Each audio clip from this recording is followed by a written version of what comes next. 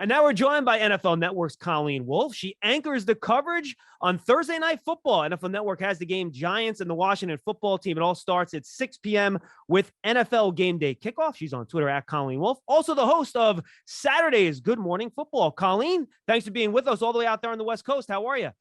I'm doing great. Thanks for having me. Good to see you. Awesome. Let's talk about the game on Thursday night. Both these teams come in 0-1, and you've seen these numbers. I'm sure you put them on your pre-games and, Good Morning Football all the time. The chances of making the playoffs when you're 0-2 is not great. So what do you think the urgency level is going to be for these two teams when they come out on Thursday night? I mean, it's huge, and it's so dumb to say that this is a must-win game in week 2. Like, the season just started. It feels like yesterday. But it's so important because this division is so winnable. I mean, this isn't exactly the NFC West. So right now, the fact that the Eagles are the only team that won week 1 and that they are in first place, that tells you all you need to know about this division, because no one really thought a ton about the Eagles coming into this year. And maybe everyone was wrong, but all of these teams will be really close, I think, ultimately. And to start 0-2, especially in a primetime game on a short week, that is not how you want to start the season. And the Giants, they're familiar with this because I feel like they've been starting 0-2 for so many years. I went back and I looked, I think it's 8 out of the last 9 seasons. If they lose this week, that's what it would make it. So that's not the way that they want to start. They want to break that streak. And there's a lot of different things, I think, that go into the losses for both teams. A lot of things they need to improve on, but they really need to step up. Both teams do on Thursday. Yeah, you had it exactly right. Every year since 2013, except for one, and that's the one year they made the playoffs in 2016. So yes, try to avoid that for sure. And then to your point with the NFC East last year, I think everyone said, we could see the Eagles winning it. They're a favorite. Dallas could win it. Nobody thinks Washington is going to win it. Then who won the division? It's Washington. And now it's Philadelphia in the same spot this year. So you're right. You absolutely never know with this division. Let's talk about last week's games. What do you make of Washington's loss to Los Angeles? I just watched the game on tape, and the way Los Angeles was able to move the ball up and down the field against what I thought before the season was going to be one of the best defenses in the league, I thought was pretty impressive. I know. I was expecting a lot more from Washington's defense. And I think that's why a lot of people in the offseason were picking Washington to win the division. It's like week 1 was really a great week to eat crow, I think, for everyone, because there were just so many things that proved everyone wrong. I mean, from Jameis Winston throwing 5 touchdowns and Aaron Rodgers looking the way that he did. But also I thought that Washington's defense, I thought that they were going to come out and really handle the Chargers offensive line. And Justin Herbert was able to move around well and get everything done. And I think that when I look at this D line, I mean, Chase Young, he didn't have any sacks. He only had 3 tackles, 1 TFL. But this entire front 7 is really, really talented. They have really good pass rushers. So it's one game.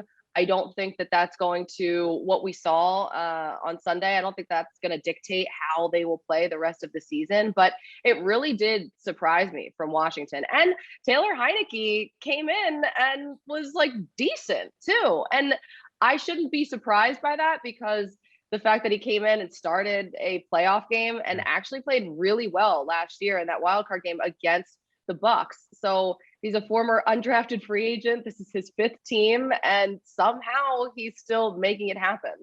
And now he has a full week of practice too. I think that's something that a lot of people underestimate. He didn't take any reps for probably almost 2 weeks leading up to that first regular season game. And now maybe they adjust things in the offense. So you look at that game in the playoffs last year against Tampa Bay, he was pushing the ball down the field. He wasn't a check down Charlie. This is a guy I think the Giants do have to be concerned about. He can move in the pocket a little bit. This guy can play. Yeah, he can definitely make plays, and he's like sneaky athletic too. Yeah. Because he's able to have some of that mobility that even Ryan Fitzpatrick sort of has that at times too.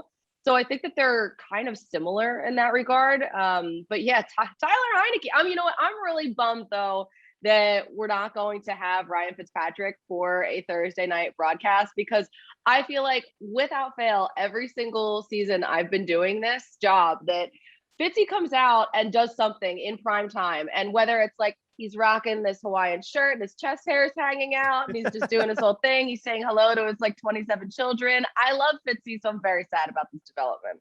And I feel like he was preparing all offseason for primetime. He shaved the beard. He slimmed down. He looked like a new Ryan Fitzpatrick, and now we're going to miss out. Hopefully he'll be back mid-season, though. We'll see. Yeah. All right. Yeah, they have some pretty good weapons, too, right? They add Curtis Samuel. I know he's on injured reserve, but Antonio Gibson's a good player. Terry McLaurin's kind of emerging as one of the better wide receivers in the league. Then they have some young guys, too. So, to me, if they can get that offensive line squared away, and I know that was an issue for them in week one, Joey Bosa was pretty much all over the place and did whatever he wanted. That to me is kind of the key here. If they can protect, then those weapons might have a chance to do something. And especially Terry McLaurin, like think about how much success he's had with so many different quarterbacks. And even last week, I was surprised that we didn't see more from him because he was only targeted 4 times and he caught all 4 of those balls, but he only had 62 yards. And that's well under his typical output.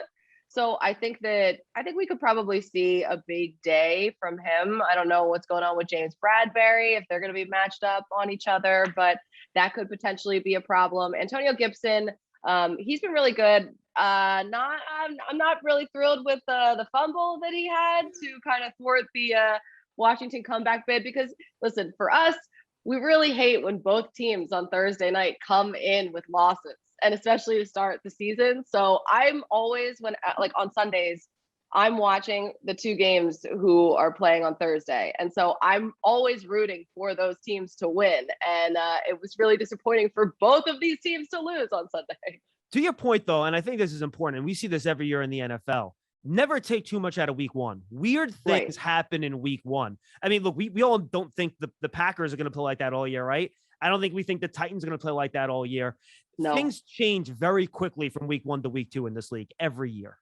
I mean, look, the Jags, they won a game last year in week 1. Right. So, I mean, it's anything could happen, really. No question about it. All right, let's talk about the Giants in week 1. I think the thing that took me by surprise, I think we all knew Denver was going to have a really good defense this year. I don't think we expected them to be able to kind of march up and down the field the way they did.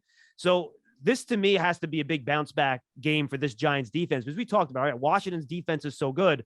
The Giants defense, I know they don't play against each other, but they're going to have to match, because I don't think the Giants are going to go out there and put a 30 or 40 burger up on the board here. So this Giant defense is going to have to keep this game probably around 20 points. They have to. Absolutely. Teddy Bridgewater came out and did his thing against the Giants. He was really good. I mean, again, is this a week 1 thing? I don't know, but that was one of my week 1 surprises. And I loved it for the Broncos and Teddy Bridgewater, but I wasn't expecting this for the Giants. Even on our show, Good Morning Football, last Saturday, Mike Garafolo, one of the guys I work with, he picked the Giants to be the surprise winner of the division. And so the whole time during the game, I'm texting him and I'm like, you still feeling that way right now? You watching what's happening? The one thing that I did really love, though, and I was impressed about with the Giants, I feel like there's a little bit of a silver lining. The offensive line played better than I thought they were going to play. And that was the one thing that I was really waiting for. And I was like, oh, no, there's going to be a problem. Like Von Miller. I mean, really just any defense on this offensive line. And I thought they did a good job giving Daniel Jones time to throw. I saw PFF, the Giants said that Jones had a clean pocket 74.4% of the time, which that's pretty good. He was only sacked 2 times. They hit him twice. But the left tackle there, Andrew Thomas, he looked a lot better than he did in the preseason. And I think that was a huge focus for them. And I think that that's something, yes, the Giants lost the game, but coming away from that game, that offensive line did a lot better than they have in the past. Yeah, it just shows you how unpredictable the NFL is. Giant fans are thinking, the defense is going to be fine, but this offensive line is going to be a mess. And it's the exact opposite of what you're expecting in week 1. You might have foreshadowed this with a couple of your previous answers, but what do you think the one real key matchup is going to be on Thursday night between Giants and Washington in terms of who it's going to determine who's going to come out with the win in this game? Is it the Daniel Jones fumbling issue? Is that the key? I don't know. I hope not. What is going on? I mean, honestly, I think the key is probably the Giants offensive line against Washington's D line. That almost feels like too low hanging a fruit, though, to take. For me, Daniel Jones has to figure out ways to clean up these mistakes. I mean, 30 career fumbles now. I think that was his 40th career turnover. This is something he's in his 3rd year now, and the Giants focus so much in the offseason of building around him and making things better for him. And as I just talked about, the offensive line played better.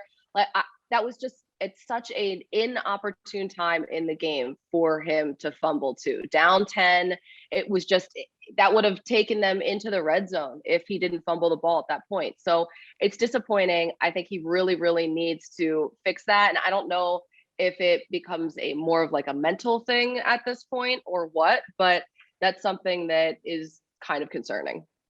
All right. What do you have planned on Thursday night for the pregame, Colleen? What do people have to look forward to on your coverage leading up to that game? All of it, all of the things. This is so exciting, and I'm not even just blowing smoke right now. It's our first show back together on the road. And last year, if you remember, all of our Thursday night football broadcasts were done at home. I was the only one in studio. Everyone else was like, in their guest rooms or in their garages or wherever else. We all legitimately really like each other. So we're so excited to see each other. And I feel like the show can probably get off the rails very quickly, multiple times. So that is something to look forward to. Speaking of shows going off the rails, did you enjoy the Manning cast last night? Did you watch that? You know what? I was flipping back and forth because I thought it was awesome. It was so good. I loved it. And I was like, you know what? I almost need both up at the same time though, because it was like, right. I loved the stories that they were telling, and there was really fun insight that they were giving about like different plays and showing like who was off. And then I loved when they started getting into like the number changes and everything else. And then obviously just like whenever anyone was ripping on anyone else, it was fun. It was entertaining. It was different. I liked it a lot. I like it as a companion though, because I also am like a little traditional in that I need to know what just happened if they're not talking about it, if I missed it or something. So I'm someone who needs like 27 screens around me at once. And then through osmosis, I will learn something probably. What do you guys expect out of Saquon Barkley, by the way, Thursday? I should ask you about that. I know. Well, I'm hoping something more than we saw. I think that they're going to try and bring him along slowly. I guess they don't want to push it too much, but we really didn't see a whole lot from him. And I think, I don't know if it's a problem that now it's a short week for him coming off of this injury, how many like plays he's even going to be in for. But I think that it's definitely something to monitor. I really hope though we see something more from him for sure, because they need to be able to run the ball, especially if in a division game, like they're going to need that. So I say this for the end. Did you break out into hives having to do 14 minutes of NFC East talk without a lot of Eagles talk in there? Are you okay? I got the Eagles in at the very beginning. You did. So. I was very impressed, actually. That was a heck of a start. Like, Jalen Hurts looked great, by the way. Wow. I know. That was another thing. Like week one, I have so many things written down that just like completely shocked me, because even though, yes, I'm from Philadelphia, but I like to set the bar super low because I hate being disappointed. So I am just like baseline, they're going to lose every game this season. And whenever they win, I'm like, oh my God, what? Are they good? Now, I think that could be just like a week one thing. But I think that Jalen Hurts, he definitely looked a lot better than I thought he was going to be. We only saw like 4 starts from him last season though. So it's hard to even judge what you saw last year because it was only that sample size. So we'll see. I know I feel like you're squirming right now because we're talking too much about the Eagles and you are just like covered in Giant stuff behind you. It's actually funny. One of my best friends I went to college with is an Eagles fan. And she has told me many times, the best way to go about things is set the expectations as low as you possibly can so you can't be disappointed. It's the life of a Philadelphia sports fan, right? So true. I'm so glad I'm not alone. I'm like, I am very much a cynic. I'm very much, the glass is basically empty all the time. So that, I don't know, maybe that's just like a Philadelphia thing. No, I think it is. Colleen, awesome stuff. I really appreciate the time. This was fun. And you can see Colleen on NFL Game Day Kickoff Thursday at 6 p.m. She anchors the pregame coverage for Giants and the Washington football team on NFL Network. Colleen, enjoy. We'll see you on Thursday night. Thanks so much for the time. All right. Thank you. Let's do it again.